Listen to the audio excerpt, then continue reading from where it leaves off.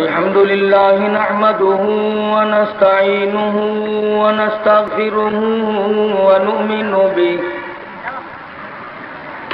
ونؤمن به ونتوكل عليه ونعوذ بالله من شرور أنفسنا ومن سيئات أعمالنا من يهده الله فلا مضل له ومن يضلله فلا هادي له ونشهد أن لا إله إلا الله وحده لا شريك له ولا نظير له ولا مثال له ولا مثل له ولا معين له ولا بصير له ولا مشير له ونشهد أن سيدنا وسندنا ونبينا وشفيعنا وهادينا ومرشدنا ومولانا إمام الأنبياء وسيد الأنبياء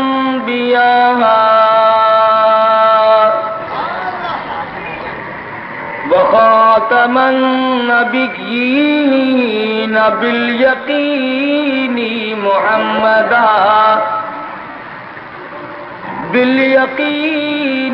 محمدا عبده ورسوله أرسله بالحق بشيرا ونذيرا صلى الله تعالى عليه وعلى آله وأصحابه وأزواجه وذرياته وبارك وسلم تسليما كثيرا كثيرا أما بعد فأعوذ بالله السميع العليم من الشيطان الرجيم بسم الله الرحمن الرحيم يا أيها الناس اتقوا ربكم الذي خلقكم من نفس واحدة وخلق منها زوجها وبث منهما رجالا كثيرا ونساء واتقوا الله الذي تساءلون به والأرحام إن الله كان عليكم رقيبا وقال النبي صلى الله تعالى عليه وسلم النكاح من سنتي فمن رغب عن سنتي فليس مني وقال النبي صلى الله تعالى عليه وسلم من لم يرحم صغيرنا ومن لم يوقر كبيرنا فليس منا وقال النبي صلى الله تعالى عليه وسلم من أحيا سنتي عند فساد أمتي فله أجر 100 شهيد وقال النبي صلى الله تعالى عليه وسلم إذا ظهر الفتن وبالبدع فليظهر العالم علمه ومن لم يفعل فعليه لعنة الله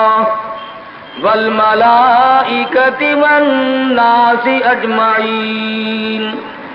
صدق اللہ مولانا العلی العظیم وصدق رسولہ النبی الکریم ونحن علی ذلک لمن الشاہدین والشاکرین والحمد للہ رب العالمین۔ درود شریف۔ اللہم صل علی محمد وعلی آل محمد كما صليت على إبراهيم وعلى آل إبراهيم إنك حميد مجيد۔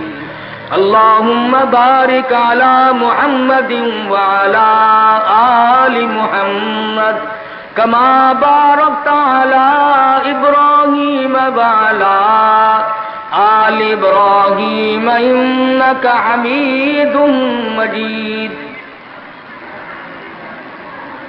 قرآن کریم کی یہ آیات اس وقت تلاوت کی گئی سورہ نساء کی ابتدائی چند آیات ہیں۔ امام الانبیاء محبوب کبریا حضرت محمد الرسول اللہ صلی اللہ تعالی علیہ وسلم کے ارشادات میں سے 2-3 حدیث پاک کی تلاوت کی ہے۔ خداوند کریم اپنے فضل و کرم سے اس آیت کی تشریح اور حدیث پاک کا مفہوم سمجھانے کی توفیق عطا فرمائے۔ یہ محفل، یہ مجلس ایک شادی کے سلسلے میں، اسی کی تقریب سعید کے سلسلے میں منعقد کی گئی۔ بہت اچھی بات ہے کہ اللہ اور اس کے رسول صلی اللہ علیہ وسلم کے ذکر خیر سے کسی شادی کی ابتدا کی جائے۔ اگر ہر آدمی یوں کرنے کی کوشش کرے تو لوگوں کے دماغ درست ہو جائیں گے، مگر وقت لگے گا۔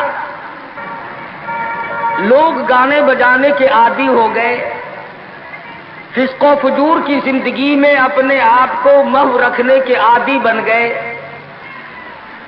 نام کے مسلمان رہ گئے، کام کے مسلمان قبروں میں چلے گئے۔ آج مردوں کو بھی عورتوں کو بھی تعجب ہوتا ہے۔ اس نے کہا بھائی آج یہاں کیا بات ہے کہ جی شادی ہوگی، کہ یہ تو جلسہ ہے۔ شادی میں تو کسی فلمی ایکٹرس کا ناچ گانا بجانا ہونا چاہیے، اور تمہارے یہاں کراچی میں تو فلمیں دکھانی شروع کر دی۔ ساری دن دولت کی بات ہے اور کچھ نہیں۔ ہماری اگر بات آج نہیں سنتے تو وقت آئے گا کہ یاد کرو گے۔ بڑوں کو ہم نے سیدھا ہوتے دیکھا ہے۔ جب مصیبت کا چکر پڑتا ہے، جب پریشانیوں کا ازدحام آدمی کے اوپر ہوتا ہے، ہوش نہیں آتا، پھر آدمی مسجد کا رخ کرتا ہے، لمبی لمبی دعائیں مانگتا ہے۔ اسی کو قرآن کریم کہتا ہے وَإِذَا أَنْعَمْنَا عَلَى الْإِنسَانِ أَعْرَضَ وَنَأَىٰ بِجَانِبِهِ۔ جب آرام پہنچتا ہے، کاروبار صحیح چلتا ہے تو کروٹ نہیں بدلتے، اللہ کا نام لینے کی توفیق نہیں رہتی، خداوند کریم کو یاد کرنے کے لیے وقت نہیں ملتا۔ اتنا لمبا پہاڑ شادی کا بنا دیا، غریب آدمی کے بس کی بات نہ رہی۔ قرآن کریم کہتا ہے بادشاہت موجود ہو، دولت موجود ہو، سارا کاروبار صحیح چلتا ہو، وَإِذَا أَنْعَمْنَا عَلَى الْإِنسَانِ أَعْرَضَ وَنَأَىٰ بِجَانِبِهِ۔ اور جب مصیبت آئے وَإِذَا مَسَّهُ الشَّرُّ فَذُو دُعَاءٍ عَرِيضٍ۔ بڑی لمبی لمبی دعائیں مانگتا ہے، سجدے میں پڑھ کے روتا ہے، اے پروردگار، او میرے رب میرے حال پہ کرم فرما۔ جب مصیبت ٹل جاتی ہے پھر خرمستی کرتا ہے۔ امام الانبیاء محبوب کبریا حضرت محمد مصطفیٰ صلی اللہ تعالی علیہ وسلم کی شادی کا وقت آیا، آپ بالکل نادار ہیں، مفلس ہیں، غریب ہیں۔ ایک عورت نے آ کر آپ سے بات کی کہ آپ کی شادی کر دی جائے۔ قربان جاؤں، ارشاد فرمایا میری شادی ہوگی کیسے؟ گھر نہیں، در نہیں، زر نہیں، پر نہیں، میرے پاس تو ساز و سامان نہیں۔ وہ کہنے لگی ایسی عورت سے اگر نکاح ہو جائے جس کے پاس دولت بھی ہو، سب کچھ موجود ہو، ارشاد فرمایا میں کس طرح سے کروں، وہ مجھ سے بھی تو مطالبہ کرے گی۔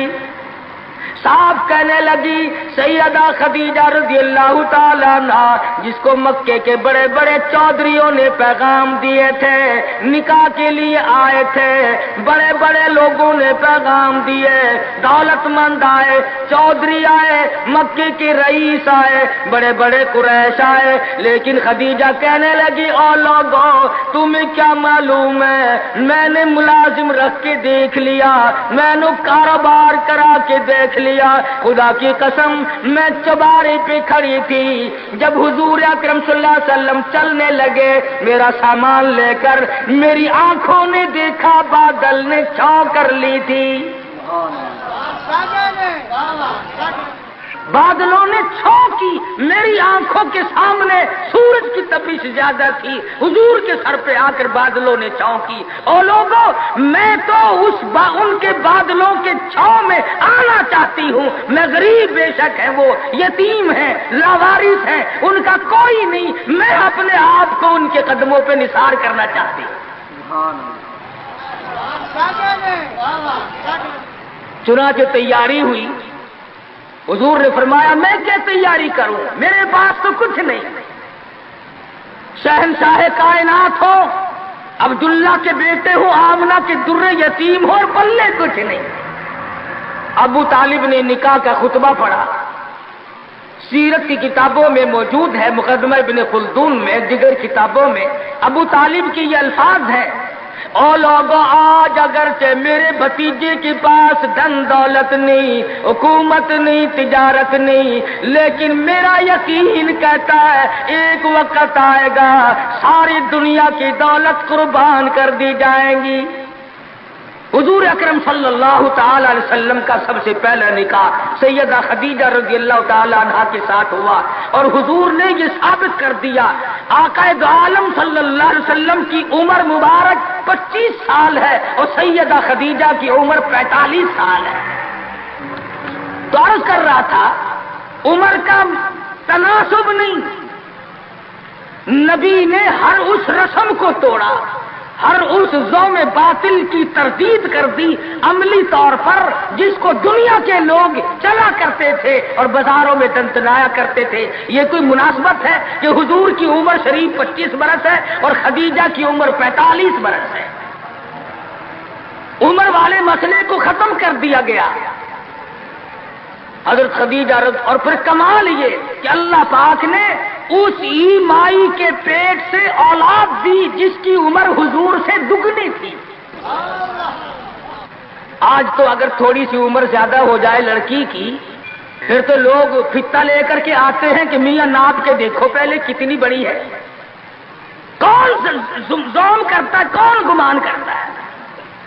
پچھلے سال میرے پاس ایک آدمی آیا اور کہنے لگا قاری صاحب ایک دعا کر دے۔ میں نے کہا کی کہ پہلے تو لڑکی کا رشتہ مانگنے کے لیے کافی لوگ آتے تھے، ہمیں ہوش نہ آیا، اب عمر کچھ زیادہ ہو گئی، اب کوئی مانگتا ہی نہیں۔ میں نے کہا دریا چناب میں دھکا دے دو، اب لے گا کوئی نہیں۔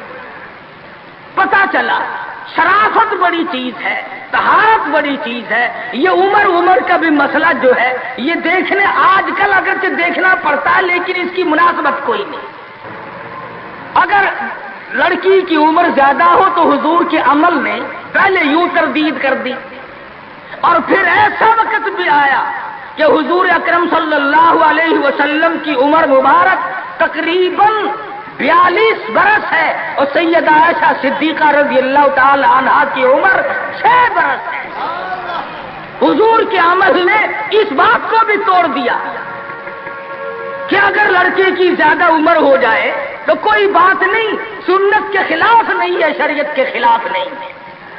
سیدہ عائشہ صدیقہ رضی اللہ تعالی عنہا کی عمر مبارک اس وقت 9 برس ہے جب رخصتی ہوئی، اور حضور صلی اللہ علیہ وسلم کی عمر شریف میں حیات اور زندگی میں سیدہ عائشہ صدیقہ نے 18 برس گزارے۔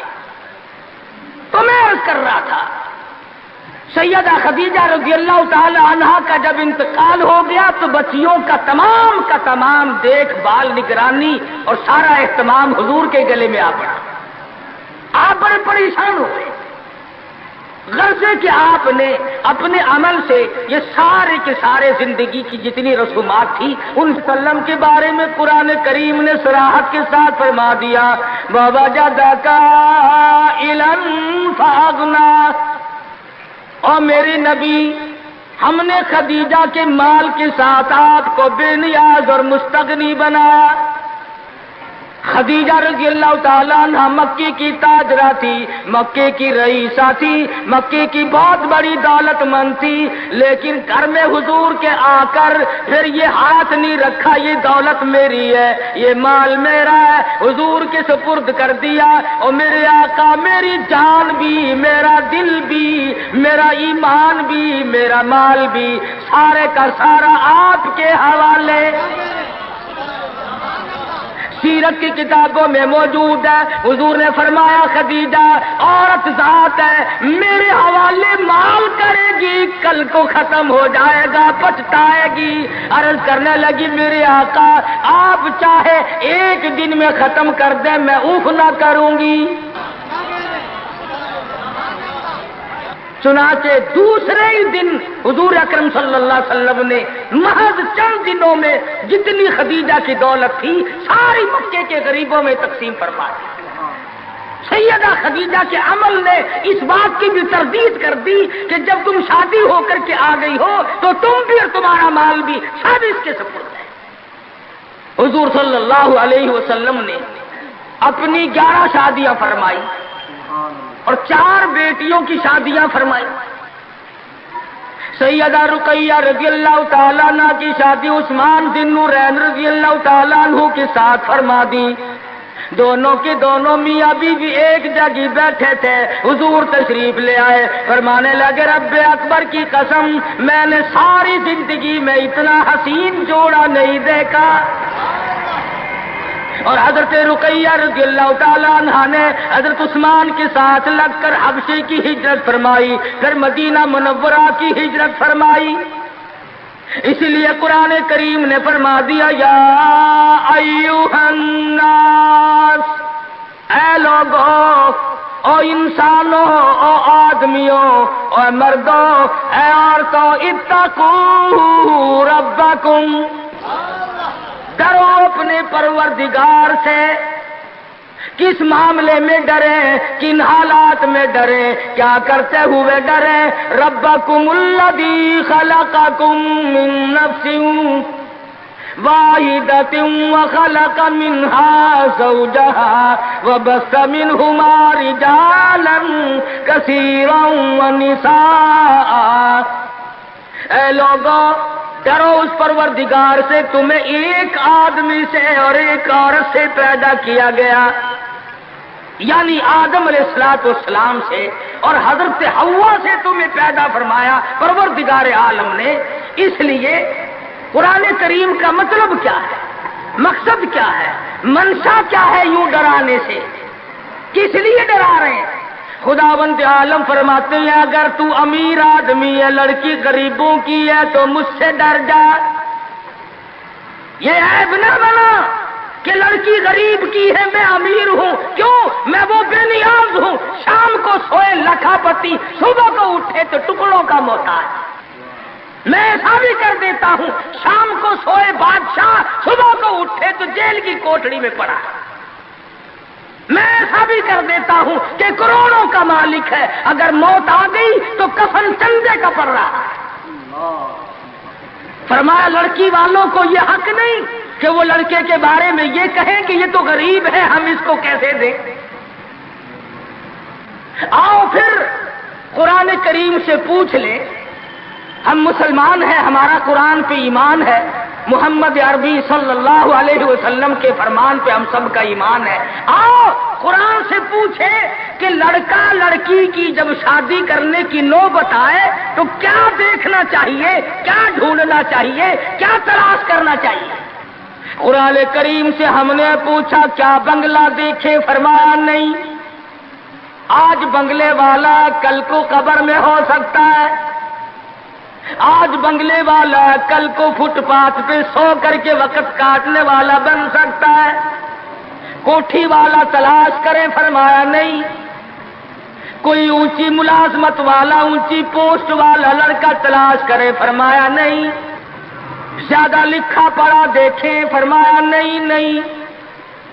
دھن دولت والا دیکھیں، نہیں۔ کاروبار والا تلاش کریں، فرمایا نہیں۔ لڑکی بھی اسی طرح سے مالدار کی تلاش کریں، فرمایا نہیں۔ دولت مندوں کی تلاش کریں، نہیں۔ پھر اے اللہ کے قرآن تو ہمیں بتا، ہم کیا معلوم کریں، کیا دیکھیں، کیا سنبھالیں، کس چیز کی تلاش کریں؟ فرمایا وَلَا تَنكِحُوا الْمُشْرِكَاتِ حَتَّىٰ يُؤْمِنْ۔ نعرہ تکبیر! فرمایا لوگوں، اگر مجھ خدا سے پوچھتے ہو، میرے قرآن سے پوچھتے ہو، میرے نبی سے پوچھتے ہو، تو میں تو تمہیں ایک پہچان بتاؤں گا، ایک واقعہ بتاؤں گا، ایک نظریہ بتاؤں گا، ایک کیفیت بتاؤں گا۔ تمہیں سب سے پہلے یہ دیکھنا پڑے گا وَلَا تَنكِحُوا الْمُشْرِكَاتِ حَتَّىٰ يُؤْمِنْ۔ اگر لڑکی مشرکہ ہے، شرک کرتی ہے، الہ العالمین شرک تو کرتی ہے مگر مالدار بڑی ہے۔ اے پروردگار عالم، شرک تو کرتی ہے لیکن خوبصورت بڑی ہے۔ فرمایا وَلَأَمَةٌ مُؤْمِنَةٌ خَيْرٌ مِّن مُّشْرِكَةٍ وَلَوْ أَعْجَبَتْكُمْ۔ قرآن خود کہتا ہے مشرکہ لڑکی چاہے تمہیں مالدار نظر آئے، چاہے تمہیں خوبصورت لگے، آجبتکم، قرآن کے الفاظ ہیں، تمہیں عجیب معلوم ہوتی ہو، تمہیں اس کے انداز، اس کی چال، اس کی ڈھال، اس کی رفتار، اس کا سونا چاندی تمہیں بہت بڑی چیز دکھائی دیتی ہو۔ فرمایا اسی طرح سے لڑکے کا وَلَا تُنكِحُوا الْمُشْرِكَاتِ حَتَّىٰ يُؤْمِنُوا وَلَعَبْدٌ مُؤْمِنٌ خَيْرٌ مِّن مُّشْرِكٍ وَلَوْ أَعْجَبَكُمْ۔ الہ العالمین، لڑکا شرک تو کرتا ہے مگر مالدار بڑا ہے، لڑکا شرک میں تو ڈوبا ہوا ہے مگر خوبصورت بڑا ہے۔ قرآن کا اعلان سنو، پیغام سنو، فرمایا شرک سے بچنا، سب سے پہلے لڑکے لڑکی کا عقیدہ دیکھنا، اگر عقیدہ صحیح ہوگا تو بات بنے گی، اگر غلط عقیدے کی لڑکی آ گئی خاندان کا بیڑا غرق کر دے گی۔ حافظ جمال صاحب بول عیسیٰ قلندر رحمت اللہ علیہ پانی پت میں مزار ہے، میں اب ہندوستان گیا تھا تو اب بھی حاضری دینے گیا تھا۔ ہم اولیاء کرام کو بڑا مانتے ہیں، میں بول عیسیٰ قلندر رحمت اللہ علیہ کے مزار پہ گیا اور رات وہیں ٹھہرا۔ مولانا حالی پانی پتی کی قبر بھی وہی اور بول عیسیٰ قلندر کا مزار بھی وہی۔ تو لکھا ہے کہ جس وقت بول عیسیٰ قلندر رحمت اللہ علیہ پیدا ہوئے تو بڑے روئے، بہت روتے تھے۔ تو ایک بزرگ آئے جنہوں نے ان کے والد کو مبارکباد دی کہ بچے کی مبارک ہو۔ انہوں نے کہا حضرت مبارک تو آپ دے رہے ہیں مگر بچہ جس دن سے پیدا ہوا اتنا رو رہا ہے کہ ناک میں دم کر دیا۔ فرمایا میرے پاس تو لاؤ ذرا، لے آئے۔ اللہ والے نے ذرا سا اس کان کو منہ لگایا اور ذرا سا اس کان کو منہ لگایا، بچہ خاموش ہو گیا۔ واپس جانے لگے۔ شاہ فخر الدین رحمہ اللہ اولیاء کرام میں سے ہیں، بزرگان دین میں سے ہیں۔ شاہ بہاء الحق زکریا ملتانی رحمت اللہ علیہ کے داماد ہیں، جو لڑکی یہاں رہتے رہتے فوت ہو گئی تھی۔ تو شاہ فخر الدین نے کہا حضرت بتاؤ، فرمایا تمہیں معلوم نہیں بول عیسیٰ قلندر کی والدہ اماں قرآن کریم کی حافظ ہے، اور قرآن سے اتنا عشق ہے، اتنا لگاؤ ہے، اتنا سوز و گداز ہے، اتنی محبت ہے کہ ایک ختم قرآن کا روزانہ پڑھتی تھی۔ بچے کو پیٹ میں لے کر ایک ختم قرآن روزانہ کا پڑھتی تھی۔ تو جو بچے کی روح کا اور قرآن مجید کا اتنا گہرا تعلق ہو گیا، اب چونکہ اماں زچگی میں آ گئی، چھلے میں پڑ گئی، اس لیے قرآن نہیں پڑھتی۔ ارے آدھی کی عادت ٹوٹی، ناشی کا نشہ ٹوٹا، روئے نہ تو کیا کرے۔ میں نے اس بچے کے کان میں ایک آیت اس میں پڑھی، ایک آیت اس طرف پڑھی، بچے کی روح کی غذا مل گئی، خاموش ہو گیا۔ بات یہ کر رہا تھا کہ یہ سارے کے سارے معاملات قرآن کریم کا اعلان، عقیدہ دیکھو، نظریات معلوم کرو۔ اگر غلط عقیدہ گھر میں آ گیا تو بات بگڑے گی، وہ اپنے ساتھ ساتھ اوروں کو بھی لے بیٹھے گی۔ اور علماء کرام نے لکھا، تجربے سے بھی یہ ثابت ہوا کہ عورت کی جو گود ہے، عورت کی جو گود ہے، یہ پرائمری سکول بھی ہے، یہ مڈل سکول بھی ہے، یہ میٹرک سکول بھی ہے، یہ کالج بھی ہے، یہ وہ یونیورسٹی ہے جس سے نبی بے نیاز نہیں، ولی بے نیاز نہیں، کتب اور ابدال بے نیاز نہیں۔ اس کالج میں ہر بچہ پڑھتا ہے، ماں کی گود میں لازمی پلتا ہے۔ اور لوگوں، اس کالج کو سنبھالو، اس پرائمری سکول کے استاد کو سنبھالو، اس کالج کے پروفیسر کو سنبھالو، اور وہ ہے بچے کی اماں۔ ہمارے یہاں بالخصوص عورتوں کی تعلیم کا، دینی تعلیم کا کوئی انتظام نہیں کرتے۔ بچپن میں چھوٹی چھوٹی بچیاں مسجد میں وقت بے وقت گئیں اور قرآن کریم پہ انگلی پھیر لی، مٹھائی تقسیم ہو گئی کہ آج پروین کا قرآن ختم ہو گیا۔ نہ اسے عقیدے کا پتہ، نہ اسے نظریے کا پتہ، نہ اسے یہ معلوم کہ میں مسلمان ہوں اور مجھ پہ کن چیزوں کا فرض منصبی جو ہے وہ لاگو ہوتا ہے۔ لعلہم یتذکرون، میرا کام ہے تمہیں قرآن کی آیتیں کھول کھول کے سمجھا دینا، اب عقل پکڑو یا مت مار لو، وہ تمہاری مرضی۔ تو فرمایا اتقوا ربکم الذی خلقکم من نفس واحدہ، او لوگوں غرور نہ کرو، تکبر نہ کرو، یوں نہ کہو میرا لڑکا خوبصورت نہیں، ہماری لڑکی بڑی خوبصورت ہے، بہت ممکن ہے شام کو سوئے حسن والی، صبح کو اٹھے تو آنکھوں سے جواب مل جائے۔ اس لیے کالے گورے کی بات کو لانا یہ بھی خدا کی خود پہ اعتراض ہے، اور مالدار غیر مالدار کی بات کرنا یہ بھی خداوند عالم کے اعتراض، ذات پہ اعتراض ہوگا۔ فرمایا الذی خلقکم من نفس واحدۃ وخلق منها زوجها وبث منهما رجالا كثيرا ونساء، ایک آدم کی اولاد، ایک حوا کی اولاد، کسی کو کسی طرح کا فخر کرنے کی اجازت نہیں، کسی کو کسی طرح کا غرور کرنے کی اجازت نہیں، کسی کو کسی پر فوقیت جتانے کی اجازت نہیں۔ ہاں فرمایا ان اکرمکم عند اللہ اتقاکم ان اللہ علیم خبیر۔ تقوی، پرہیزگاری، اللہ اللہ کرنا، اللہ کی حضور میں زیادہ سجدے کرنا، یہ نعمت ایسی ہے جو آدمی کو اونچا کرتی ہے۔ علماء کرام نے لکھا ہے مکہ معظمہ میں اللہ پاک مسلمان کو زیارت نصیب فرمائے بیت اللہ شریف کی، آمین بھی نہ کہیو، عقیدت میں آمین بھی مہنگی ہو گئی ماشاءاللہ، اور ساری چیزیں تو مہنگی تھی، کراچی والوں تمہارے یہاں آمین بھی مہنگی ہو گئی، کیا کہنے تمہاری سہولیتوں کے۔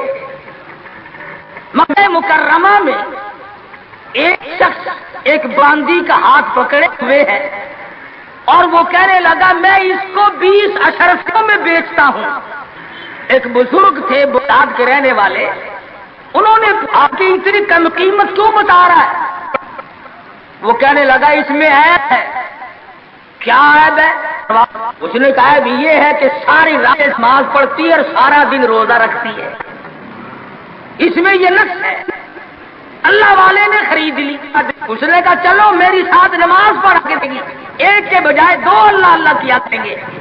چنانچہ عشاء کی نماز کے بعد اس باندی نے پوچھا کہ اے میرے مالک کام ہے میرے متعلق؟ کہا کوئی نہیں۔ لکھ دو ہے کہ عشاء کی نماز کے بعد مصلی پہ کھڑی ہوئی تھی، صبح کی آزاد ہو گئی، قرآن پڑھتی رہی ساری عمر، اور جب دن آیا تو کہنے لگی اللہ والے تم بغداد میں رہتے ہو، کوئی قرآن سن۔ انہوں نے 2 آیتیں پڑھی، ہوش ہو گئی، منہ پہ پانی کے چھینٹے پڑے، پھر ہوش آیا، پھر قرآن کی 2 آیتیں پڑھی، سورت حدیث پوری نہ پڑھ سکے تھے، ایک ہماری اور جان دے۔ کیسا ذوق تھا، کس قسم کی محبت تھی اللہ پاک جانوں سے، اور کیا ایمان تھا کہ قرآن کریم کی شہید ہوگی، کوئی تلوار شہید ہوگا، کوئی لوہا شہید بنے گا، کوئی پتھر کھا کے مرے گا، ڈوب کے مرے گا، کوئی آگ میں جل کے مرے گا، کوئی ایکسیڈنٹ میں مرے گا، یہ اللہ والی خدا کا قرآن سن کے مرے گا۔ آج ہمیں یہ بات کہاں نصیب ہے؟ حضور اکرم کہو صلی اللہ علیہ وسلم نے صحابہ کرام کو نکاح کی سنتوں کی تعلیم دی۔ ہمارے یہاں تو اتنا بکھیڑا بنا دیا کہ اب سنتوں کی تاریخوں کو کوئی پوچھتا ہی نہیں۔ حالانکہ خداوند عالم روزہ اپنی قدرت کے تماشے دکھاتے ہیں۔ ابھی ہفتہ نہیں ہوا، ایک بس فیصلہ سے بارات لے کر کے چلی، اور بس لاہور سے بارات لے کر کے چلی، شیخو پورے کے قریب تصادم ہوا، 9 آدمی ایک طرف سے، 7 آدمی ایک طرف سے، 3 آدمی موقع پہ مر گئے۔ دلہا بھی، دلہے باپ بھی، ماں بھی، بھائی بھی، سارا خاندان ختم ہو گیا۔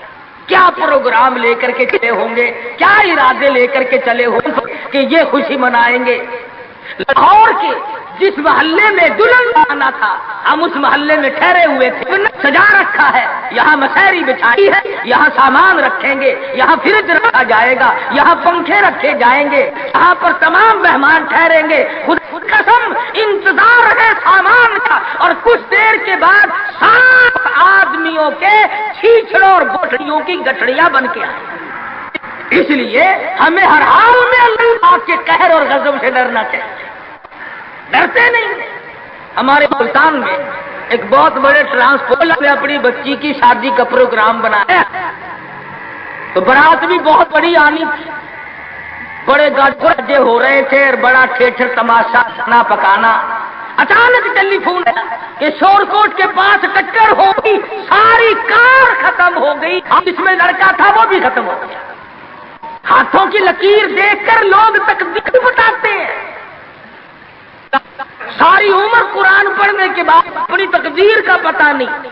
میں کہتا ہوں کہ نبی کو اپنی تقدیر کا علم نہیں کہ صبح کیا ہوگا، رسول کو علم نہیں، وقت کو علم نہیں، اور یہ فٹ پاتھ پہ بیٹھ کر لوگوں کے ہاتھوں کی لکیر دیکھ کر تقدیر بتاتے ہیں، جس پر یقین کیا جاتا ہے۔ ہم ہیں مسلمان۔ ایک مرتبہ لاہور میں فٹ پاتھ پہ بیٹھا ہوا آدمی لوگوں کے ہاتھوں کی لکیر دیکھ رہا تھا اور تقدیر بتلا رہا تھا۔ بڑے لوگ کھڑے تھے، اچھے خاصے بڑے لوگ۔ کسی کو کہتا تھا تجھے بڑی اونچی ملازمت ملے، بہت اونچی پوسٹ پہ تو جائے گا۔ بس بابو جی اکڑے جاتے تھے، کیا کرنا، بس کیوں جی گورنر سے کم تو نہیں ہوں گا نا۔ لوگ پیسے بھی دے رہے تھے اور تقدیر لکھ رہے تھے۔ ہم مجمع میں کھڑے تھے، میں نے اپنے دوستوں سے کہا کہ یار آؤ ذرا ہم بھی دیکھیں تقدیر بتانے والوں ایسا ہے یہ۔ اور مجمع میں سے آگے کو نکل کر میں نے بھی آگے ہاتھ کر دیا، میں نے کہا سائی جی ذرا دیکھو میری تقدیر شادی ہے کہ نہیں۔ اور بدبخت اچھی طرح دیکھی بھی نہیں، میرا ہاتھ جھٹک کر کے کہنے لگا نہیں تیری شادی نہیں ہوتی۔ اور میں کہا کھوتے تیرے باپ کے 8 بچے کھیل رہے ہیں، تجھے کیسے معلوم ہو گیا کہ شادی نہیں ہونی؟ البتہ اگر تو دوسری شادی کے بارے میں کہتا ہے تو بات اور ہے، وہ سارا اس کا کھیل ختم ہو گیا۔ غلط چیز، غلط عقیدے کی طرف بہت جلدی لوگ بھاگ جاتے ہیں، صحیح بات کی طرف محمد عربی صلی اللہ علیہ وسلم نے لوگوں 23 برس قرآن سنایا، فرمان بتایا، صحابہ کرام کا لشکر تیار کیا، ان کی زندگیوں میں انقلاب برپا کر دیا۔ ارے ٹوب کے جو مسلمان کہلاتے ہوئے آج نہ نبی کی صورت ہے، نہ نبی کی سیرت ہے، نہ نبی کی سنت ہے، نہ نبی کا طریقہ ہے۔ ارے آج تک کسی عورت نے ہم سے یہ نہیں پوچھا کہ ہمیں فاطمۃ الزہرا کا لباس تو بتاؤ، آج تک کسی مائی نے ہم سے یہ نہیں پوچھا خدیجہ کا لباس بتاؤ، کوئی ماں بہن آج تک یہ پوچھنے نہ آئی ایسا صدیقہ رضی اللہ تعالیٰ عنہا کا لباس بتاؤ، ام حبیبہ کا لباس بتاؤ، ام سلمہ کا لباس بتاؤ، رقیہ ام کلثوم زینب کا لباس بتاؤ۔ کون پوچھے؟ کرنا ہو تو پوچھے۔ مدنی کریم صلی اللہ تعالی علیہ وسلم نے صحابہ کرام کی زندگی میں انقلاب برپا کر دیا۔ شادیاں حضور سے پوچھ کے کرتے ہیں۔ خدا کی قسم وہ شادیاں کتنی متبرک ہوں گی، کتنی برکت والی ہوں گی جن میں حضور نکاح پڑھانے کے لیے تشریف لاتے تھے۔ صحابی ہے مدنی کریم صلی اللہ علیہ وسلم کا، غریب ہے، نادار ہے، شکل کا بھی ایسا ہی ہے، چھوٹے سے قد کا صحابی ہے مگر حضور کا دیوانہ ہے۔ دریائے کرم جوش میں آیا، فرمایا جلیبی تم نے شادی کی کہ نہیں؟ عرض کی یا رسول اللہ میری شادی کون کرے، غریب ہوں، نادار ہوں، مفلس ہوں۔ فرمایا جا فلاں صحابی کے پاس چلا جا، اس کے پاس لڑکی ہے، میری طرف سے جا کے پیغام دے دے۔ اس نے پیغام دیا، منظور ہو گیا، بڑا خوشی خوشی آیا، آ کے کہنے لگا کالی کملی والے صلی اللہ علیہ وسلم میرا کام بن گیا، میرا گھر بسے گا، میری چوک بسے گی، میرا گھر آباد ہوگا، مگر میرے پلے کچھ نہیں۔ فرمایا جا عثمان غنی سے 300 درہم قرض لے لے، تیرا قرض میں محمد رسول اللہ ادا کروں گا۔ وہ کتنے خوش نصیب ہوں گے لوگ جن کی امداد شادی میں حضور فرمائے اور ضامن بن رہے۔ عثمان غنی کی خدمت میں گئے رضی اللہ تعالی عنہ کہ مجھے حضور نے بھیجا ہے، 300 درہم قرض دے دے، حضور نے مانگا ہے، حضور ضامن ہے صلی اللہ علیہ وسلم۔ 300 لے کر کے بازار گیا، کچھ کپڑا خریدا، کچھ برتن لیے، کچھ سادو سامان بنایا، جھوپڑی کی تیاری کی۔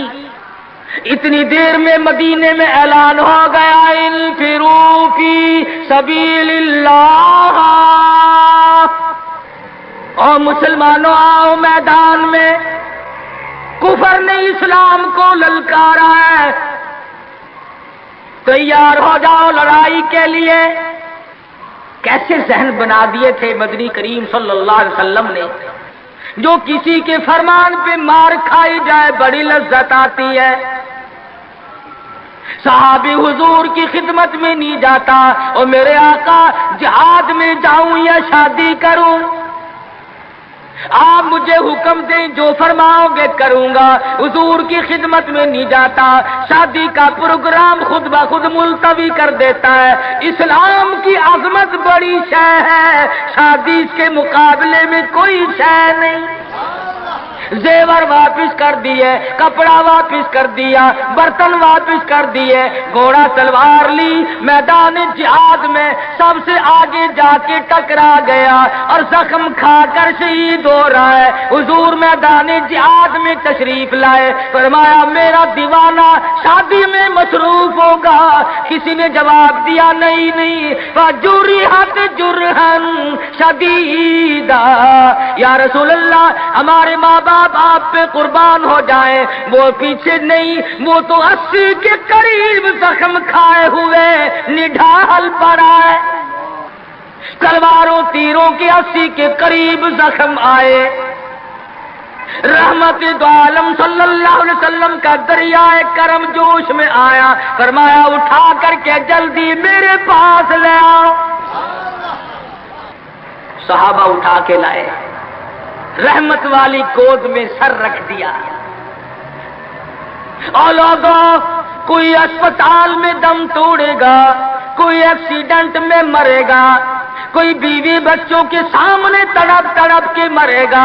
خدا کی قسم یہ صحابی کتنا خوش نصیب ہے، رحمت للعالمین کی رحمت والی گود میں دم توڑ رہا ہے۔ नारे तकबीर, शान सहाबा। और मदनी करीम सल्लल्लाहु अलैहि वसल्लम ने आखिरी वक्त में पेशानी पे बोसा दे करके फरमाया फुज़्ता बि रब्बिल काबा, और नौजवान रब्बे काबा की कसम तू बड़ा कामयाब है। हुजूर की गोद में दम तोड़ रहा है, क्या खुश नसीब है, दीदार करता हुआ जा रहा है रहमत दो आलम का। गोद हुजूर की, दीदार हुजूर का, हाथ हुजूर का, पेशानी हुजूर चूम रही है। अरे लाखों मरने कुर्बान कर दो इस सहाबी के एक शहादत में।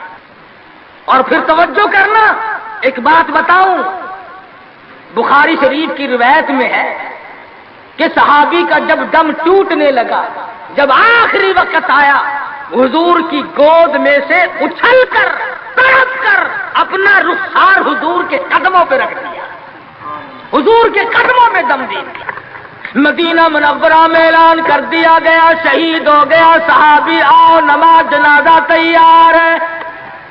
चारों तरफ से लोग आए, सारा मदीना टूट के आया।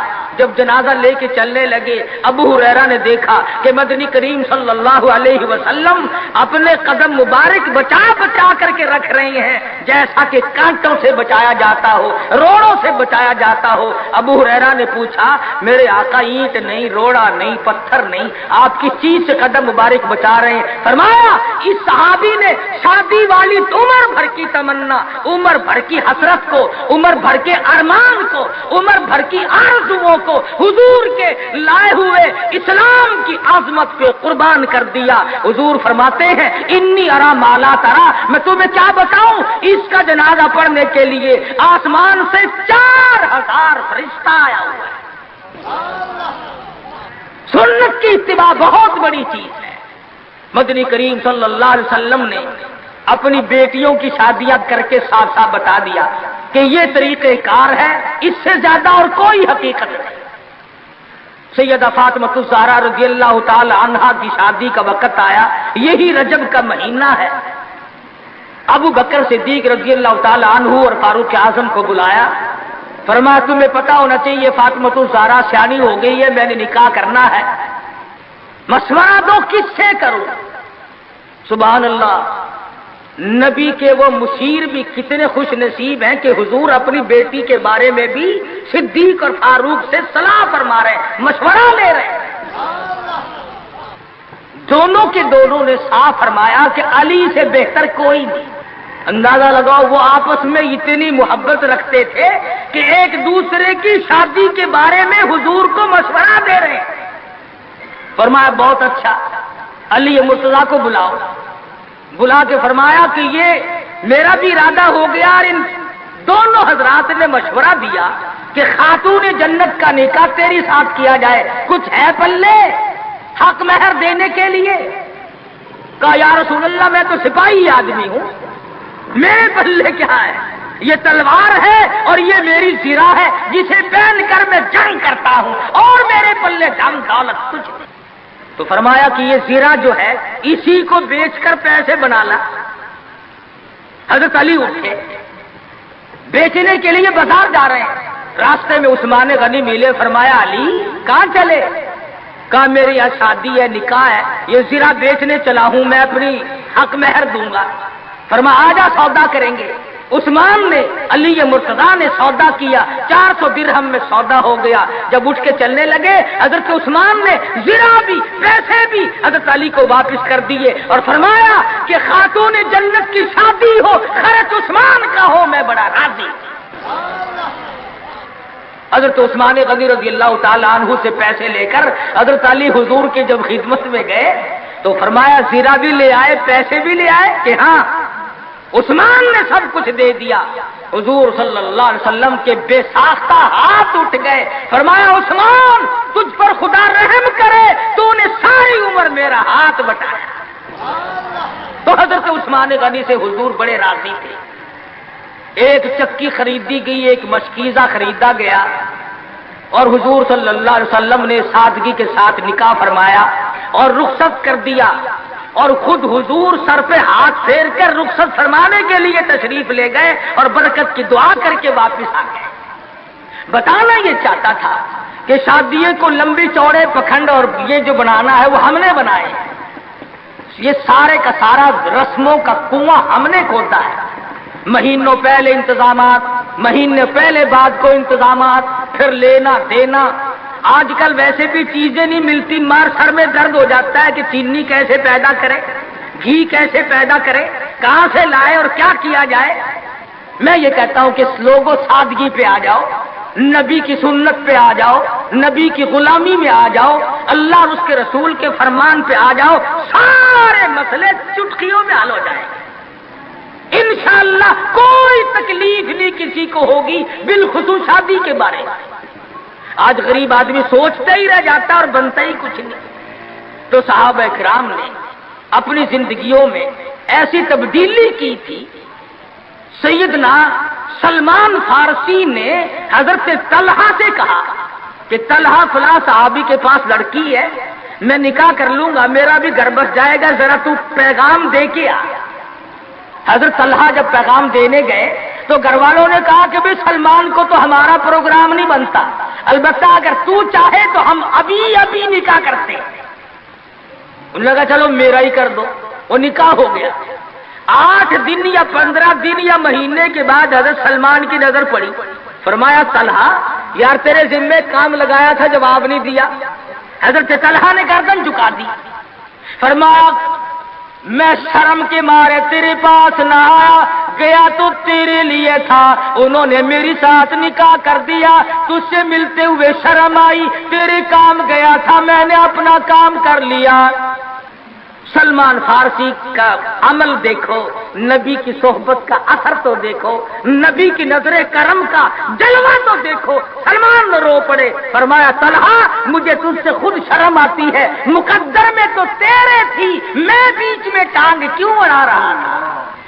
تو میں عرض کر رہا تھا کہ یہ ساری زندگی شادی کی ہو، غمی کی ہو، ہماری حضور اکرم صلی اللہ علیہ وسلم کے فرمان کے مطابق ہونی چاہیے، پھر ہماری خوشیاں بھی رہیں گی، اور جتنی سادگی برتو گے اتنا ہی اس میں فائدہ ہوگا۔ افزائش نسل کے لیے اللہ پاک نے ایک ذریعہ بنایا۔ عیسائیوں میں کچھ اور طریقہ ہے، یہودیوں میں کچھ اور طریقہ ہے، ہندوؤں میں کچھ اور طریقہ ہے، سکھوں میں کچھ اور طریقہ ہے، اور ہمیں محمد مصطفیٰ صلی اللہ علیہ وسلم نے یہ طریقہ بتلایا کہ گواہوں کی موجودگی میں قاضی نکاح پڑھانے والا ایجاب و قبول کر دے، بس نکاح تو اس کا نام۔ تو قرآن کریم نے ان تمام چیزوں کی تردید کی ہے۔ ہمیں سب کو اپنی زندگیوں میں، اپنے بچوں کے اور بچیوں کے معاملات میں ان چیزوں پہ عمل کرنا چاہیے، اپنی زندگی کو سادہ بنا۔ خدا کے پیغام کو مانو، امن ہو جائے گا گھر گھر میں، قبیلے قبیلے میں، برادری برادری میں سکون آ جائے گا، چین آ جائے گی، راحت آ جائے گی۔ اس لیے کہ جب سادگی کے ساتھ کرنے کے عادی بنیں گے تو لوگوں کو تمام طرف سے ریس پڑے گی۔ اس لیے اللہ پاک سے دعا کرو، اللہ پاک کی شادی خانہ آبادی کو باعث برکت بنائے اور تمام خاندان کے لیے رحمتوں کا ذریعہ بنائے۔ اللہ پاک عمل کی توفیق عطا فرمائے۔ وآخر دعوانا ان الحمدللہ رب العالمین۔ بسم اللہ الرحمن الرحیم۔ اللہم صلی وسلم وبارک علی سیدنا و مولانا محمد النبی الامی الہاشمی وعلی آلہ واصحابہ برۃ الکرام۔ پروردگار عالم ہم سب مسلمانوں کو حضور صلی اللہ علیہ وسلم کی سنتوں پہ عمل کی توفیق عطا فرما، ہم سب کو حضور اکرم صلی اللہ علیہ وسلم کا غلام بنا، حضور کی غلامی میں موت آئے، غلامی میں حشر ہو، عظمت اور محبت نصیب فرما۔ یا اللہ جتنی مشکلات بچے والوں کے لیے، بچیوں والوں کے لیے ہیں، یا اللہ سب کو آسان فرما دے، یا اللہ سب کی پریشانیوں کو دور فرما دے، اور ہر ماں باپ کو اس فرض منصبی سے ادا ہونے کے حالات اور اسباب پیدا فرما دے۔ الہی جتنے بھی مسلمان مرد عورت قبروں میں چلے گئے سب کی بخشش فرما دے، ہم سب کو جنت الفردوس عطا فرما، جہنم کے دردناک عذاب سے محفوظ فرما۔ ربنا تقبل منا انک انت السمیع العلیم وتب علینا انک انت التواب الرحیم۔ صلی اللہ علی حبیبہ محمد وآلہ وصحبہ اجمعین برحمتک یا ارحم۔